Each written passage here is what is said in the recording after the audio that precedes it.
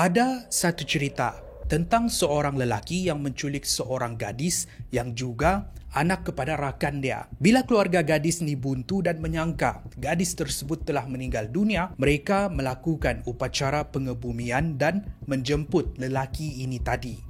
Lelaki itu pun datang dengan muka tidak bersalah walhal gadis tu berada di rumah dia. Ini adalah kes-kes penculikan yang berbeza dengan kes yang pernah saya kongsikan sebelum ini. Ini adalah kes-kes penculikan yang mangsa dikurung untuk bertahun-tahun lamanya. Kita teruskan dengan perkongsian pada hari ini.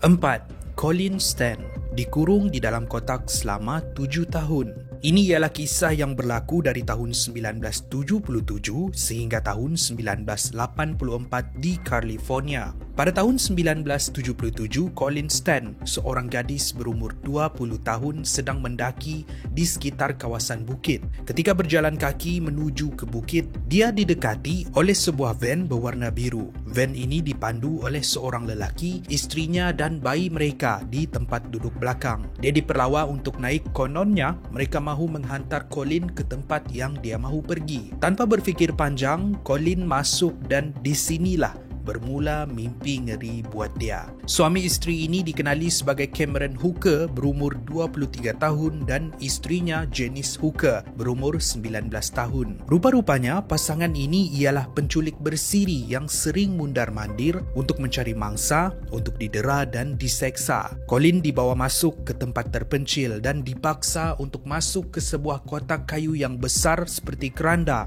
dan dia dibawa pulang ke rumah mereka di mana dia diseksa dan didera oleh pasangan ini. Colin akan dikurung di dalam kotak selama 23 jam sehari. Situasi kisah ini menjadi semakin ganjil. Menurut Colin, kalau dia menurut semua yang diarahkan, dia akan diberikan kebebasan sehingga tahap dibenarkan untuk pulang bertemu keluarganya. Tapi dengan syarat, dia harus ditemani oleh Cameron yang dia perkenalkan sebagai teman lelaki. Tapi setiap kali dia akan dibawa pulang ke rumah dan diseksa semula. Dari hari ke hari, isteri Cameron, Janice Hooker, semakin cemburu melihat hubungan di antara suaminya dengan Colin. Dengan itu, pada tahun 1987, setelah 7 tahun mereka menjadikan Colin sebagai hamba abdi, Janice telah melaporkan suaminya sendiri kepada pihak polis, secara langsung membebaskan Colin. Satu kisah yang agak ganjil. Itulah kisah gadis di dalam kotak Colin Stan.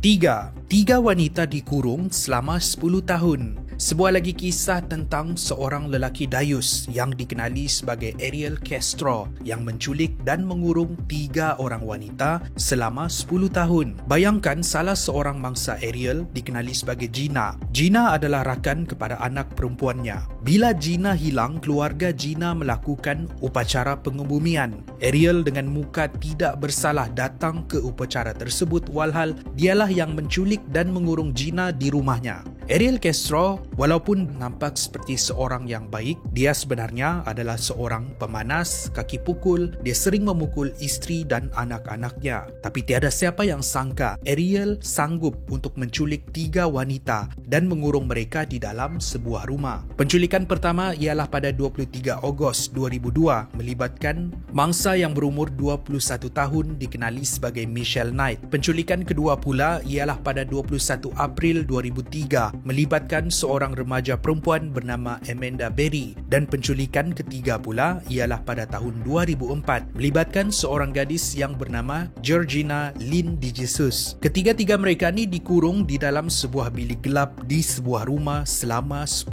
tahun. Di sana mereka akan diseksa dan didera. Ada ketika mereka tidak dibenarkan makan ataupun minum. Tidak sehingga ada suatu hari Ariel terlupa untuk mengunci pintu tempat bilik kurungan mereka. Di sinilah wanita-wanita ini keluar dari bilik menuju ke pintu rumah dan mendapatkan perhatian orang yang lalu lalang. Pihak polis kemudian dihubungi dan ketiga-tiga wanita ini dapat diselamatkan. Sementara Ariel telah dijatuhkan hukuman penjara seumur hidup tambah 1,000 tahun dan dia disaman sebanyak $100,000 di mana kesemua aset dia telah dirampas. Ketiga-tiga wanita ini telah menjadi aktivis pada hari ini membantu wanita yang mendapat nasib yang sama seperti mereka.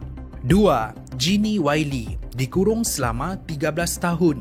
Jeannie adalah nama samaran yang diberikan kepada seorang kanak-kanak perempuan yang dikurung selama 13 tahun oleh ibu dan bapa kandungnya sendiri. Dia dilahirkan pada tahun 1957 di Arcadia, California. Dia adalah anak bongsu kepada pasangan Dorothy Irene Wiley dan Clark Wiley.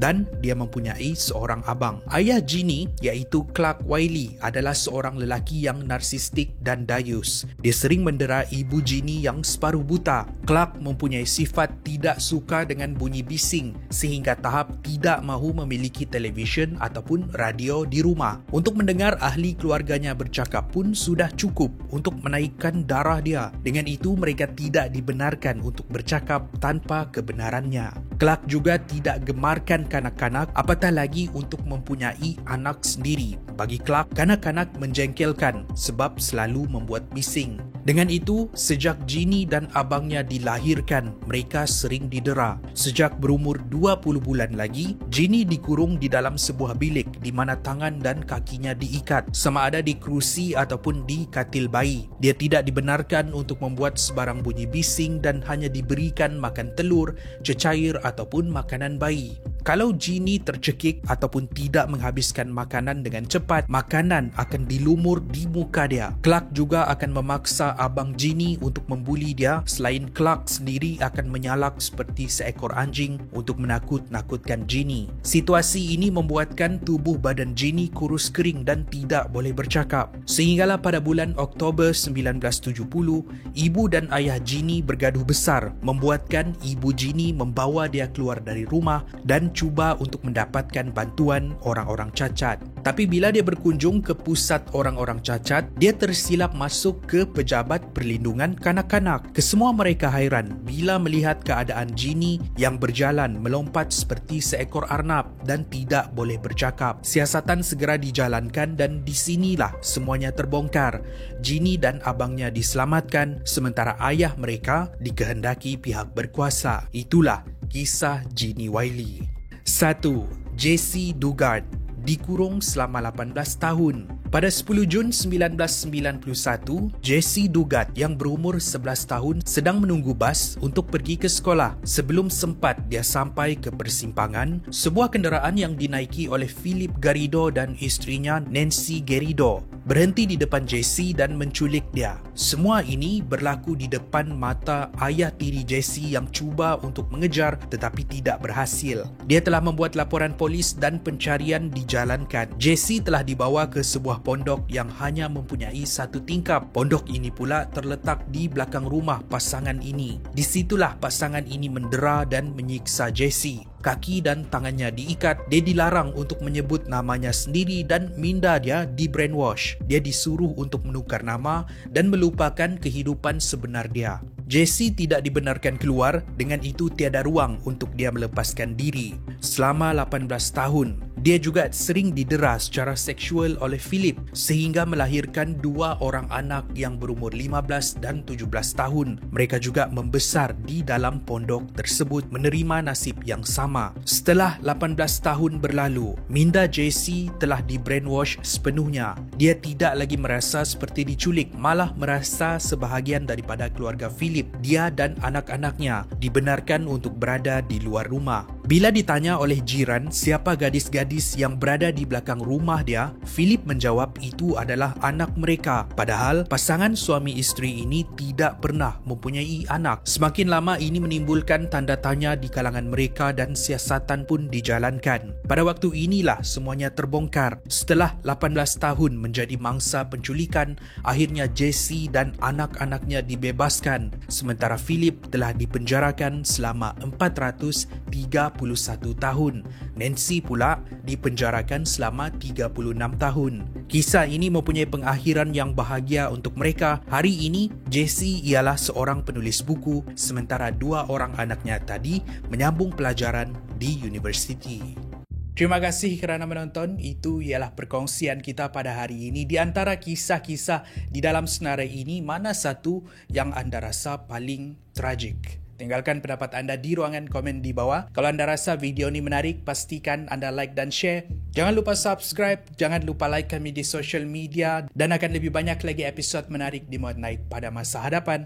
Saya jumpa anda di episod yang seterusnya. Kupi-kupi go, menarik setiap hari.